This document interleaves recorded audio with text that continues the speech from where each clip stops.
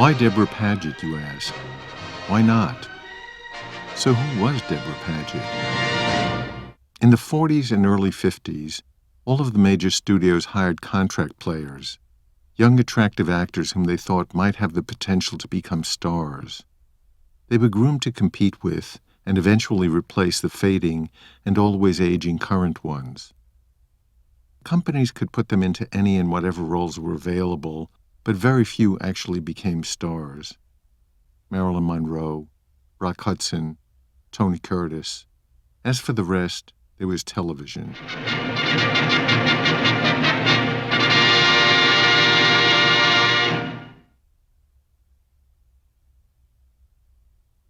Her very first shot in her very first film, Robert Siodmak's Cry of the City, 1948. She knows how to walk across a room. Not as easy to do as you might think. She is 14 years old. Marty. Her very first line. Marty. She's the girlfriend of criminal Richard Conte. Kiss me. Her very first close-up. Her first screen kiss. Why is the studio, knowing her age, allowing her to kiss him? Why is my mother allowing this? She has a perfect heart-shaped angelic face and can cry real tears on cue. Clearly, she will be a star. But she's still a very young star, a starlet. She's comfortable working with established movie stars like Victor Mature. He used them and brushed them aside, just like he used everybody he's ever known. And the camera clearly loves her. She's got the sorrowful Madonna look down pat, which will both be a blessing and a curse. Who's taking you to the cotillion, Susan?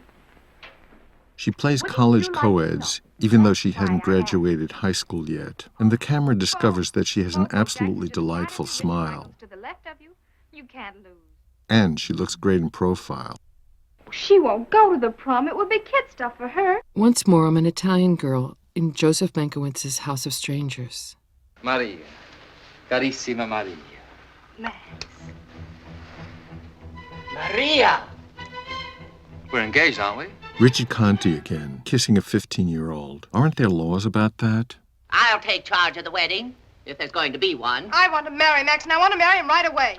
We'll get married a week after Easter. I guess they thought, she's dark-haired, she can play Italians, she reads as ethnic. Your life will be long. The good things will be yours. My God, I look so young and fresh. No wonder they... Oh. She falls in love with Jimmy Stewart. They marry. He is 32, she is 16. Broken Arrow, 1950. Sometime, will you grow tired of me and go back to your people? Now, that is a bad thought, Sincere. Never think it again. You are my people. Will you tell me that often? Yes, very often. The beauty of Hollywood, you play an Indian once, they will think of you the next time they need an Indian. She is called Appearing Day. White Feather with Jeffrey Hunter as her Indian brother, also a contract player. Indian boys do not kiss Indian girls. I do not know why not. It is very nice and feeling. I would like it again, please. But longer. And Robert Wagner, whom she falls in love with. Yet another contract player. Would you be happy in a white man's world? I would try. And then there's The Last Hunt. My people are starving. This child must live, so I stay.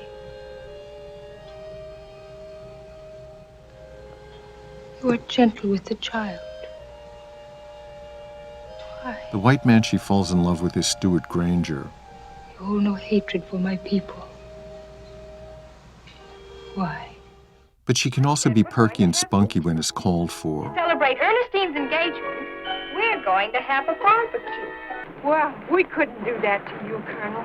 Could we? Absolutely not. Fiery and quick-tempered when the occasion demands it. Looks great in period clothing and costume dramas. And she can sing. Here's the Japanese Sandman. Bodhi-o-do. Sneaking on with the Jew. Do-do-do-do. Just an old second-hand man. What does he do? He'll buy your old egg from you. And dances as well. In fact, she had her own nightclub act in Vegas.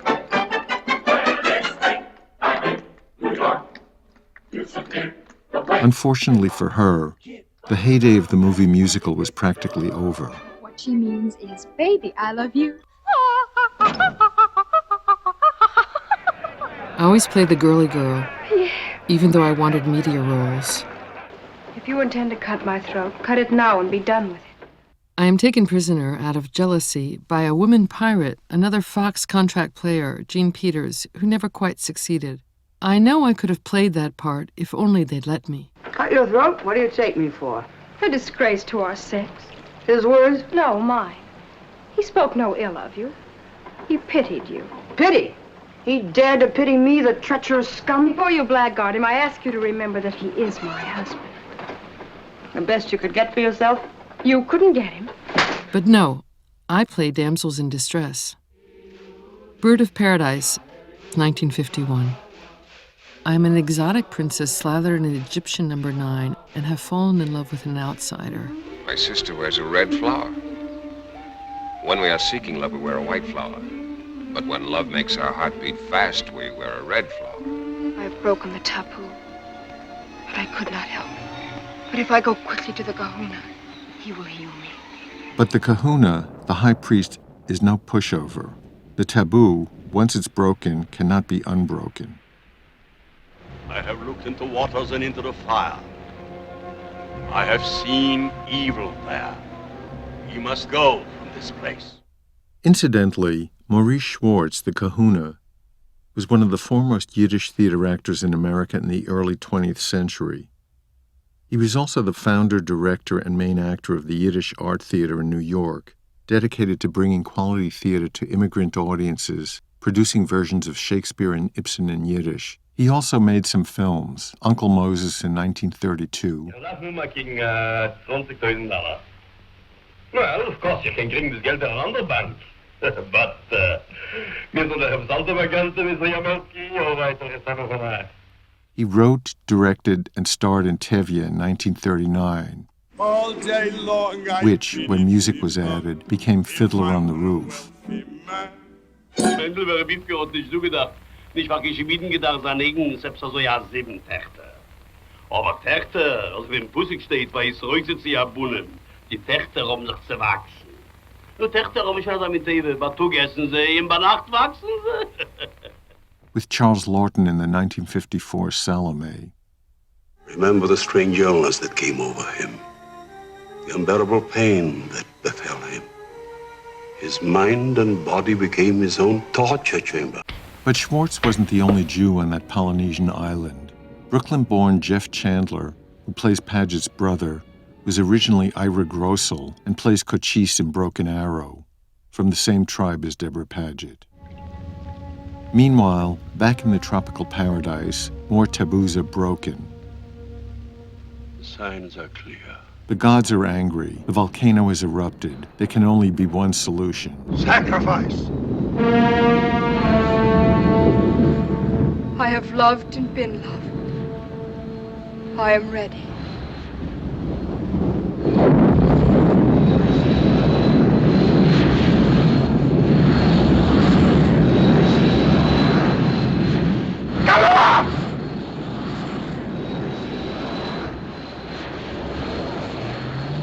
The ending, probably terrifying when seen at a tender age, is much more frightening than the 1932 version, starring Mexican-born Dolores Del Rio as the South Sea Princess. It's based on a play written in 1912.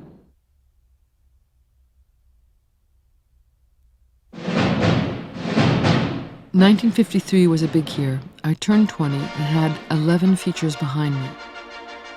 And my company, 20th Century Fox, decided that, from now on, all films would be shot in CinemaScope, a wide-screen process they developed. Other studios followed suit. The idea was that by offering more to see, the movies could successfully compete with television. Movies provided vistas and landscapes. If you wanted to see people's faces, you could watch TV, which is perfect for close-ups. With widescreen, you could have longer takes, shoot less footage, a dream situation for everyone but the actors. Here's me in CinemaScope. Something that I'm sure you'll find will fit your hand even better than the arrow. Gone forever are the days of the luscious close-ups they gave me that filled this theater screens like gifts from heaven. The price of progress, I suppose. Who needs them anyway?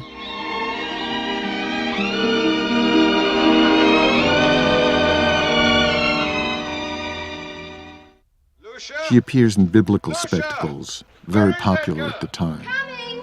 My very first scene in CinemaScope. See what I mean?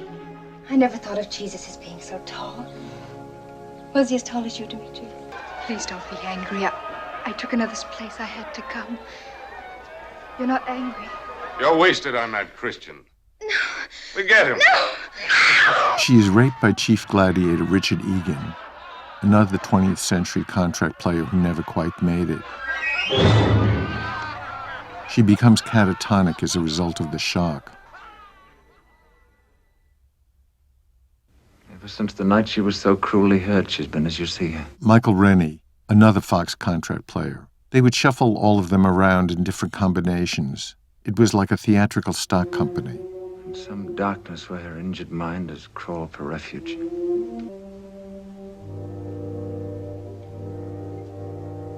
It's very strange.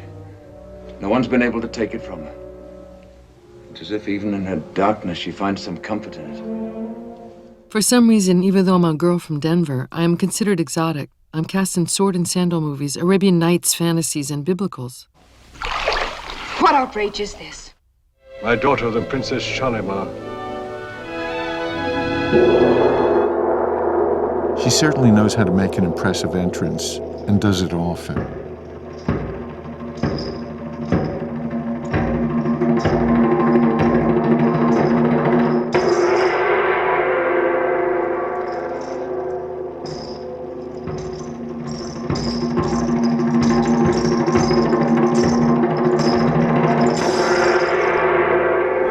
Shaman has exerted an evil influence on Prince Selim and forced him to seek the aid of Rama Khan. Since the moment the shaman arrived to cure the ills of the prince, the ills of the people have grown. The first movie in which I get star billing, along with Jeffrey Hunter and Michael Rennie, The Princess of the Nile. The plot? The untouchable Princess Shalimar and Torah, the adored of the Egyptian scum, one and the same. Impossible.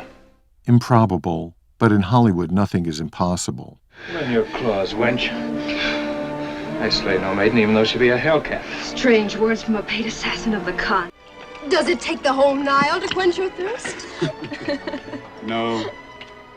Just your lips. Be careful, my love. Have you been to the palace? Did you ask for audience with the Shah?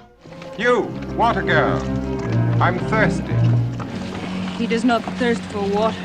The lotus flower blooms in the Nile's gray mud. Dathan, she will do well as a house slave. For a little local color in the harem, they hire Peruvian singer Ima Sumac.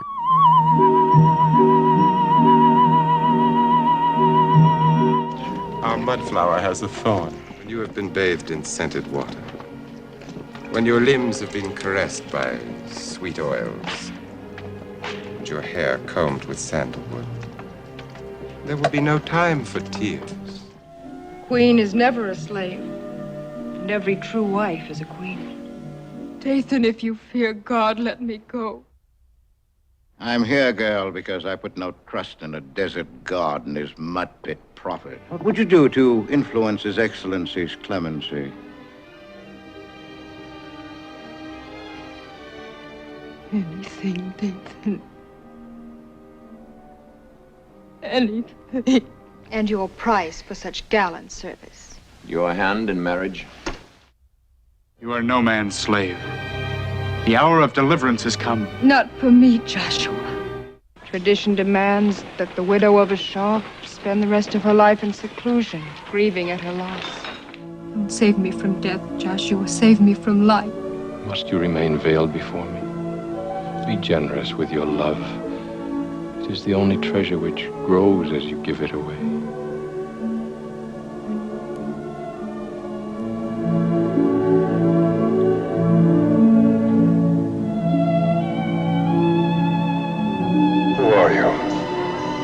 I am Scheherazade. Actually, she is Maria Montez, a star in the 40s in a series of very successful fantasy movies.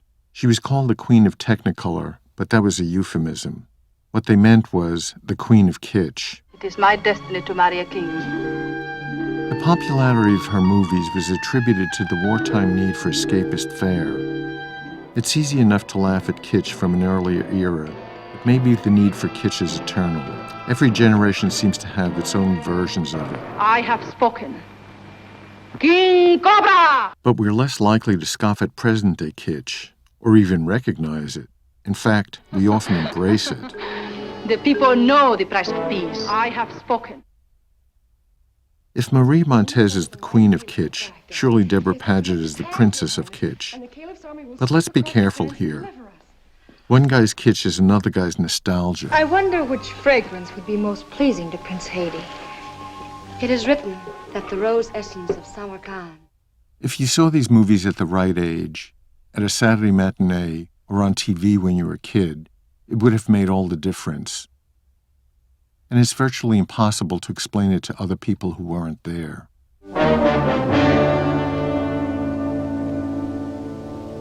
You can't argue with someone's childhood memories. And who's to say that kitsch, or memories, or nostalgia, and the seemingly guilty pleasures they offer are any less valuable in film history than, say, Ingmar Bergman or Antonioni? By whose orders, Shaman? My father's or your own?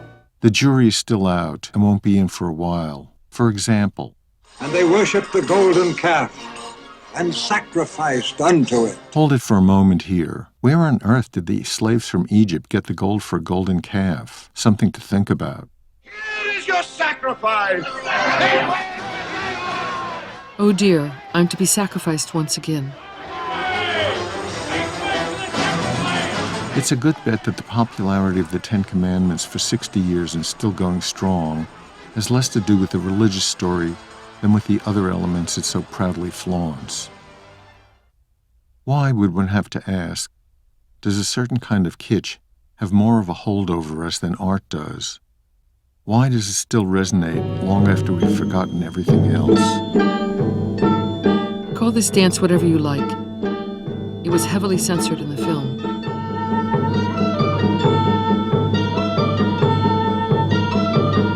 I used it in my nightclub act in Las Vegas, uncensored, and very successful.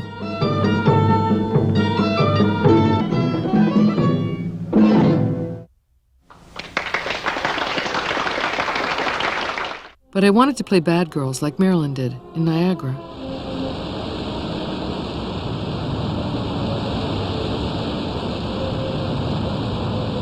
She was very bad indeed, plotting to kill her boring, neurotic husband. Rose? Rose? Who wouldn't? And look what it did for her. It made her into a real star, not just one of us contract players. But the studio wouldn't let me.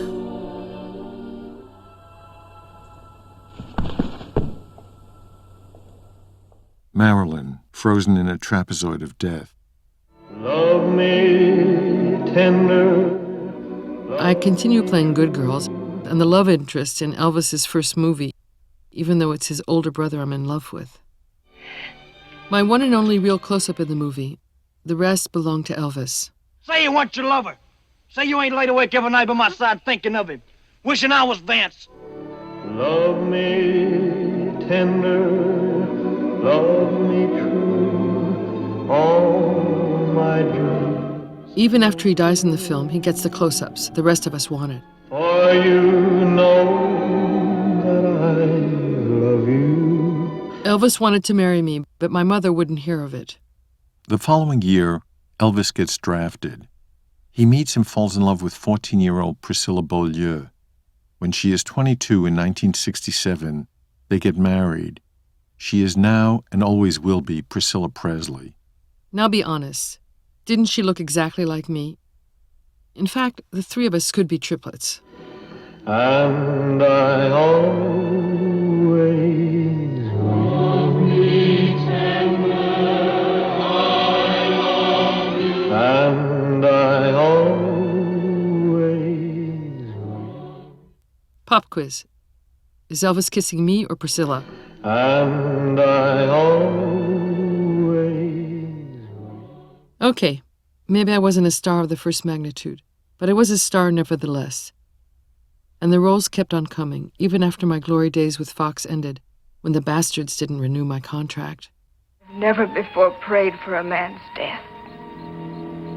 But I do now. More importantly, I felt like a star, and most importantly of all, I acted like one. What does it mean? I had a strawberry-colored Cadillac covered in diamonds, rhinestones really. And on weekends, I spent my time washing the car and replacing rhinestones zealous fans took for souvenirs. I felt that they deserved them and earned them. If this hadn't happened, we should probably all die in our beds, old and forgotten. But now we shall die like a star. I've worked with many directors in Hollywood, some of them very good. But not one of them saw anything special in me, or offered me something I could really sink my teeth into. The way Hitchcock did with underutilized, underappreciated actors like Suzanne Pleshette in The Birds. Is that where you met Mitch? Yes. I guess that's where everyone meets Mitch. Or Diane Baker in Marnie. I heard you and Marnie this morning right out here. Heard?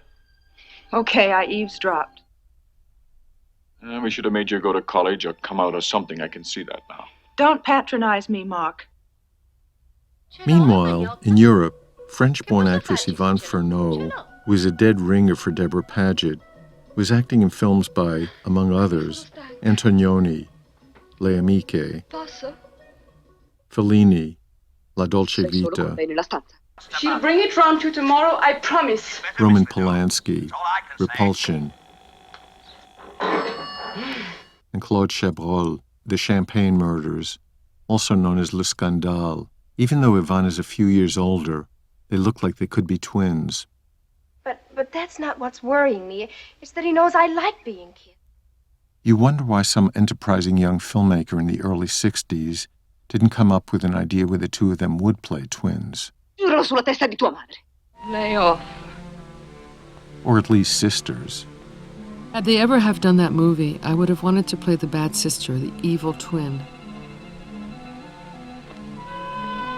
That's always the better part, isn't it?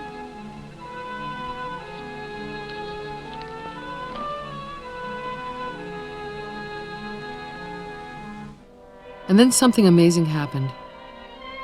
Be careful what you wish for. It might just come true.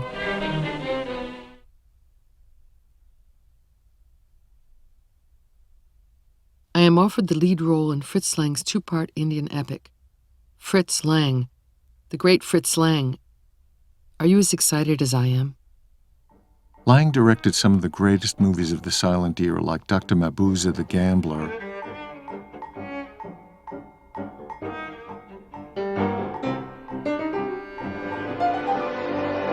Die Nibelungen in 1924,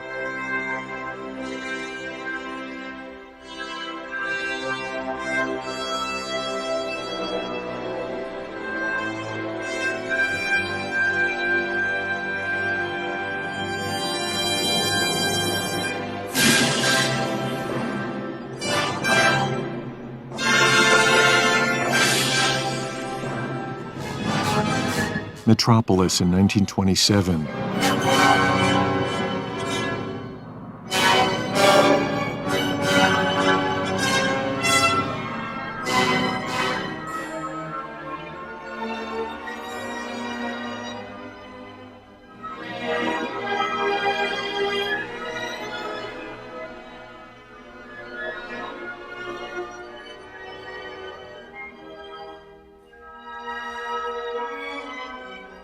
His career really took off when he met Thea van Harboe, a novelist. She wrote The Indian Tomb in 1917, a pulp novel about skullduggery and nefarious goings-on in exotic India.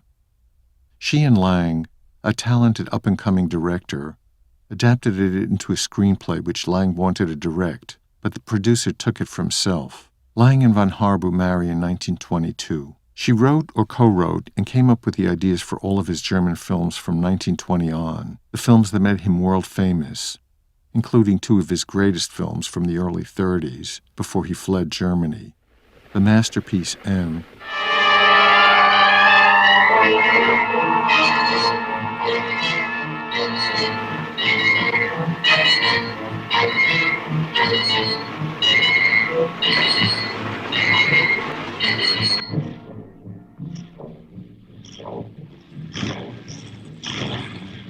and The Testament of Dr. Mabuse.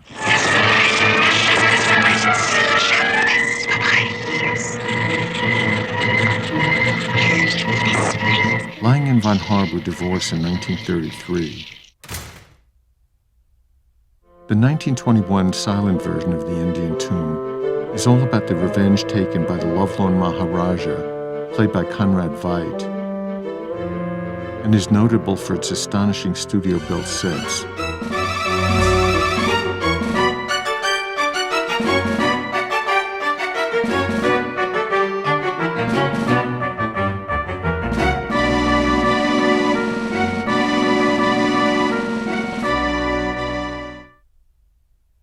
It was remade in 1938 during the Nazi era and updated to the present. The main character now is the Maharaja's wife, who is also a dancer.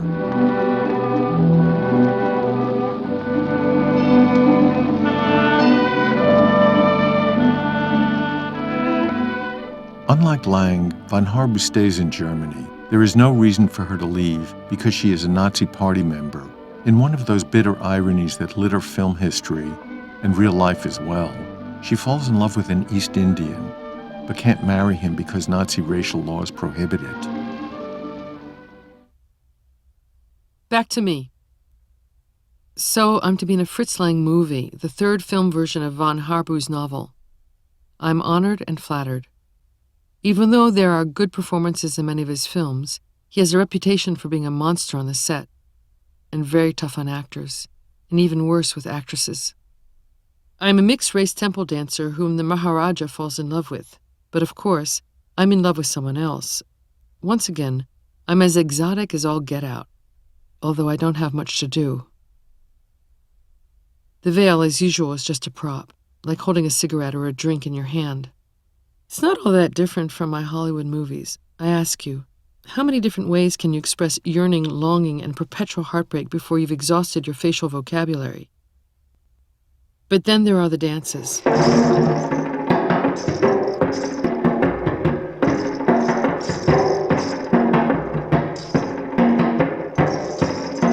The dances, one each in each part of the two-part film, The Tiger of Bengal and The Indian Tomb, seemingly designed to melt icebergs, have less to do with classical Indian dancing than they do with Las Vegas and Hollywood's notions of exoticism. Small wonder.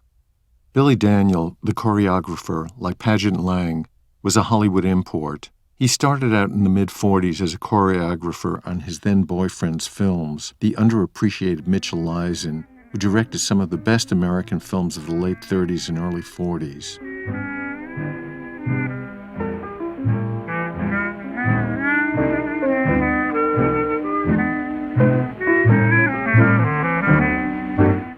An early example of Daniel's work. To Jenny I'm beholden, her heart was big and golden, but she would make up her mind.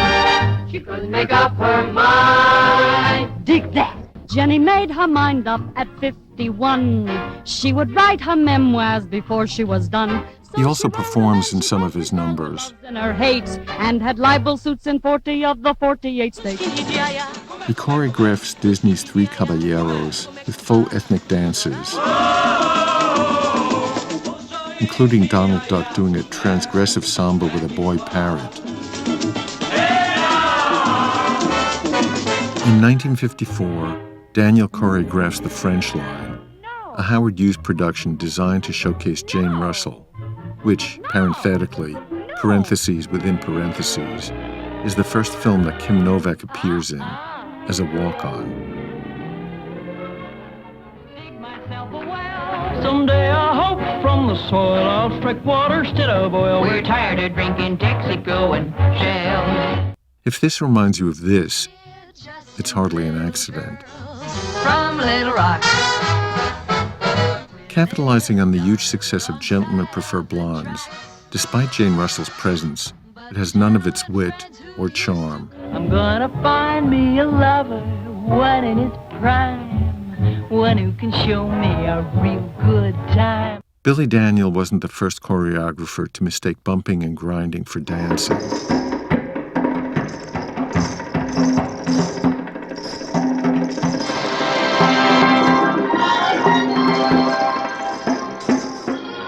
Nor did he invent kitsch, this from the Nazi version of the Indian Tomb, which was the template for Deborah Paget's character and may even have been the inspiration for her dances.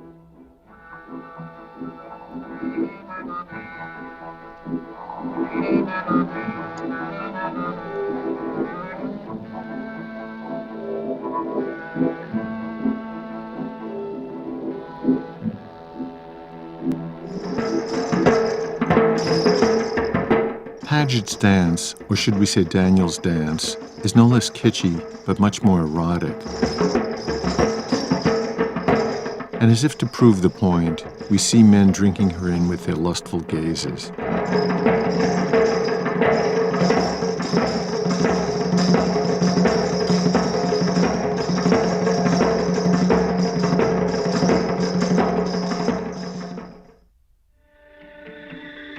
We don't always want or need realism from our movies, but this reaches a new level of suspending disbelief. In the skimpiest of costumes that Bob Mackie might have designed for Cher, Deborah Paget's apotheosis to the pantheon of kitsch is assured. If the purpose was to make the male members of the audience sit up and take notice, it succeeded beyond expectations.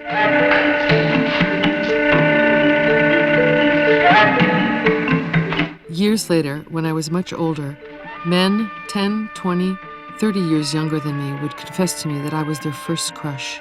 Nor was I alone in this. At film fan conventions many years after the fact, young actresses from the 50s like Julie Adams in The Creature from the Black Lagoon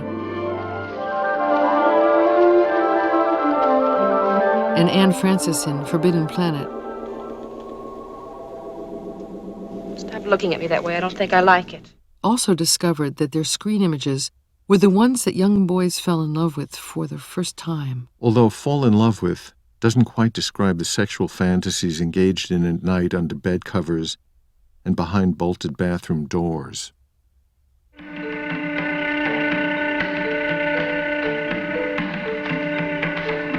It was depressing to learn I was the star of God only knows how many wet dreams. On the other hand, since my dance partner was a fully erect snake poised to strike, I should have figured something was up. A year earlier, when I played a bad girl, I solved this problem more decisively.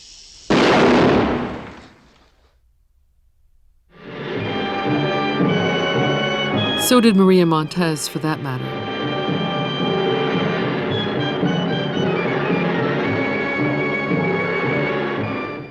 All right, that's enough of that. How much have you had? Not nearly enough. Out of my way! Come on. Where would I be if you hadn't gotten me out of California and married me, serving 9 more years in the penitentiary for violation of parole? I finally get to play bad girls. And you know what? It didn't help me achieve Marylandhood. Paget made her last film when she was 29. She never made another movie. She never performed again in Las Vegas, refused to give interviews, and never wrote a tell-all autobiography. We'll never know what happened between her and Elvis, between her and Howard Hughes, and her and the director Bud Bedecker, whom she married and left after 3 weeks. Paget inadvertently becomes a footnote to 20th century history. Her third husband was the nephew of Madame Chiang Kai-shek, the wife of Generalissimo Chiang Kai-shek, the ruler and dictator of Taiwan for 25 years. 1, 2, 3, 4. 1, 2, 3, 4. I never even dreamt of it at the time, in the 50s, that decades later the Ten Commandments would be shown religiously on TV every Easter. the movie in which I'm the sex slave of Vincent Price and then Edward G. Robinson. Anything, Nathan. Anything. Nor did we imagine that in German-speaking countries, the movies I made with Hare Lang would be an annual holiday broadcast. So every year all around the world, as I keep getting older and the viewers keep getting younger, young boys watch me and are attracted to and even haunted by the beautiful ghost I once was. I agree. It's a strange legacy, but there are worse things to leave behind you after you are gone.